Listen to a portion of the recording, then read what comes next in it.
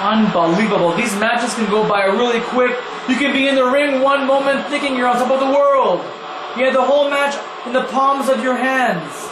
Next thing you know, one foul slip, and it's all over. You are out of the competition. 4 more women left. Who is going to advance on to the next challenge, the next contest in the LCW Championship Series? That was quite the close call, but it's over! Aviva's gone. Just like that, eh, Aviva? Now you can go back home to McLovin and you can work on your... whatever the hell it is you work on. Oh! Pipi Endicott got double super kicked by Jackson and Shyla. And the audience are booing. I don't know why they're booing. Oh, look at that. PP got lucky. I know. That's a shorter name for Penelope, I guess. And here Shyla has fought back, and it's still the 3 of them in the ring. But for how long is the question. And right now we got Shyla about to toss Jersey out to the shores, if you know what I'm talking about. Oh, nice knife edge chop. More chops to the chest. More chops from PP.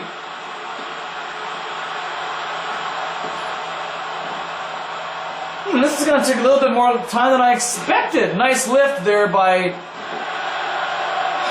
Penelope, and a psych out? That was like a psych almost. I thought that she was going to throw her out of the ring. Oh, look at that, would you? Within 4 minutes time, and look at that, dangling was Shyler.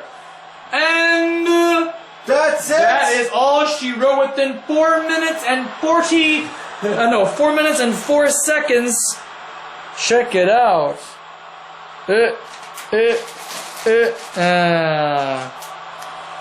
And with this, we see the final elimination of this match with Shyla.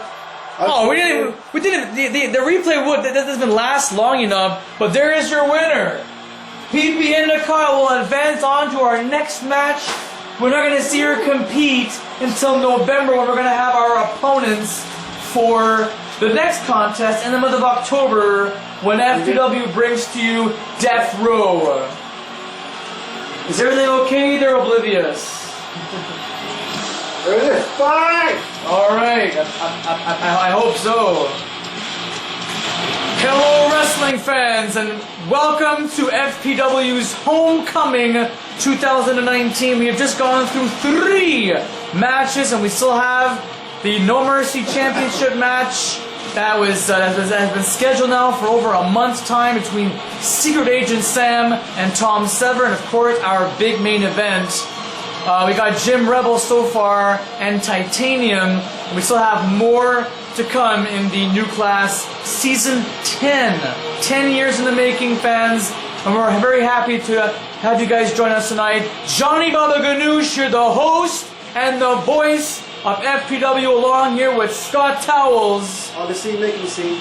And ladies and gentlemen, still to come, we even have for the vacant FPW Tornado Tag Team titles, King Matrix and an honorary member of the Granddaddies of Wrestling, Brock Lesnar, going up against father and son Vicious Jeremy and Stonewall Steve, who already is a grandfather of his own, but Brock Lesnar is in fact a grandfather. I looked it up.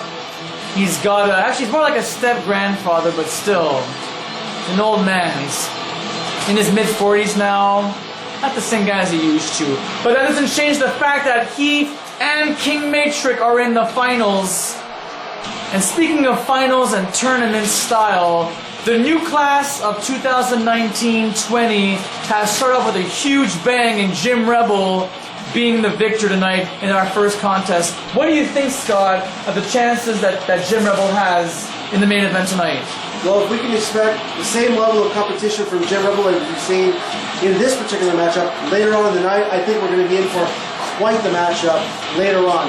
Jim is not someone that's willing to back down when he sees injustice. I don't see any reason why he isn't going to give us a top-notch match later on this evening. But that is to be seen later, folks. We still have other content, other talent that has to make their mark this evening.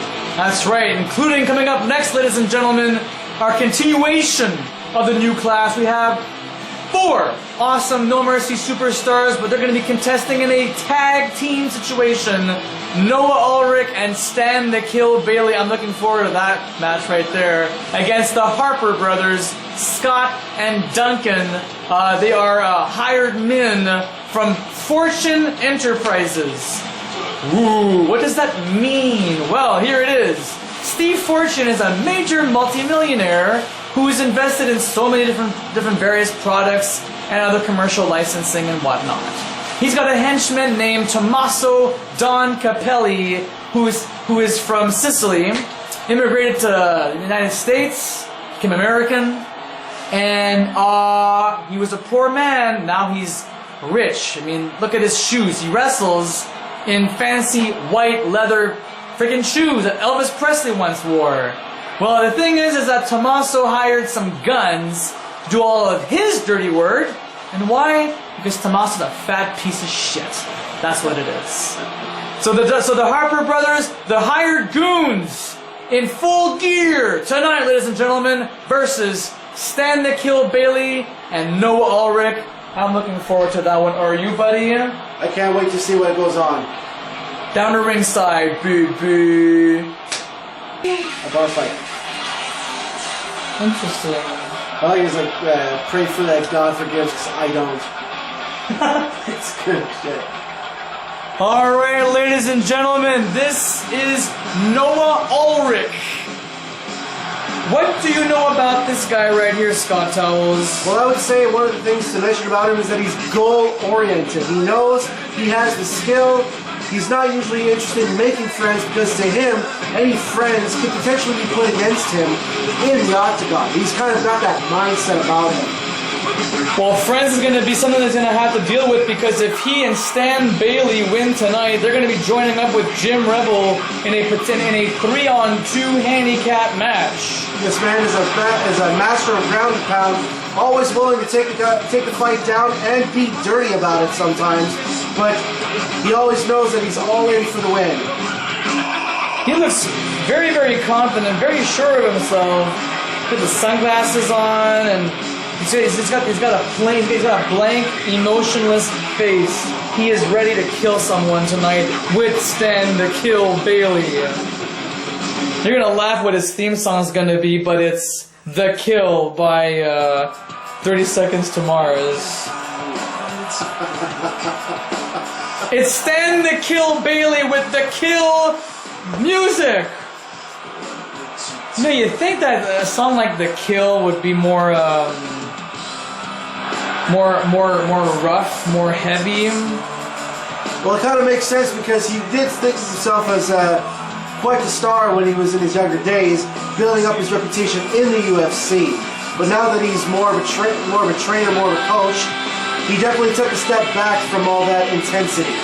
He looks very, very confident. Not only confident, he looks very ripped, very focused, very experienced too. And we're going to see a lot of that in this matchup. He had one contest. I can't remember who he fought, but he beat the guy within literally 2 minutes via submission. It was that fast. Oh yeah, here we go. The Tommaso's hired goons, Scott and Duncan, the Harper brothers. There they are. They're brothers. They have literally shared the same bedroom growing up. They would fight to know. They would fight even to know who wants to go into the top bunk or the bottom bunk. Nobody wanted the bottom bunk apparently from these papers I have here given by Jim. For what I can say about these two Harper brothers is they do work as a team.